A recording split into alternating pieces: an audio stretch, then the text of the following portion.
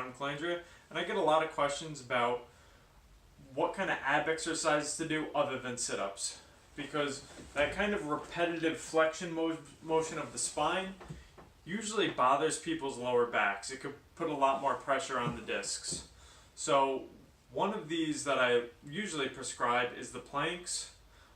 There's a few others in this video series. I'll go through them, but today we're going to go over planks because that'll avoid some of that repeated flexion of that lumbar spine. There is a few different variations that I'll go over today. Mainly I'm making this video because planks suck, they're boring. If you get good at them, they even get more boring because it just means you're staring at the ground for longer. So let's get into some of these variations to hopefully make them a little bit more entertaining. So you just get down into that plank position. Good. And the first one I'm going to go over is kind of that saw plank, where you're going back and forth a little bit. The second variation I'll go over is going to be a dolphin plank. So you're just going to break the knees a little bit, but still try to keep the core tight with that one. The next is going to be a side plank. So you want to be nice up and tall with this. Good. And if that one feels pretty comfortable, you can always go into a plank roll. So you start out this plank with your arms at 90 and going over and going over. Good. And one other is the plank to push up. So you start in the plank position, going up to push up. And that's usually a nice dynamic one to do as well. But also from that push-up position,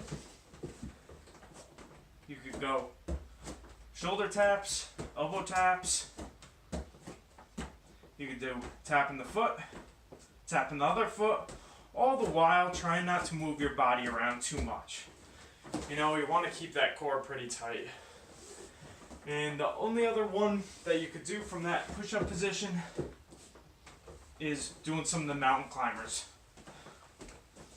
That one, if you don't have some stability, good stability, you still might get a little flexion in the spine.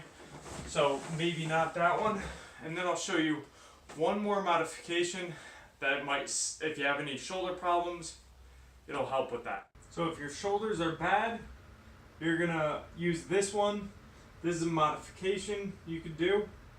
And this is just that same plank roll, but you're leaning on the wall.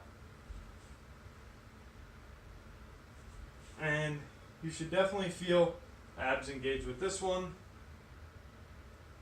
And you're turning more kind of with the hips and the legs than actually with that torso. And you don't want to let this dip in at any point.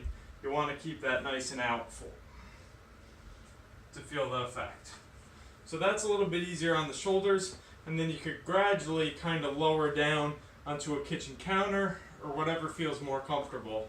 Even on the mattress, if it's not too soft there, you could do it there too. And that's for people with shoulder pain or just can't tolerate laying down and doing that, don't have the strength just yet. Build down to it.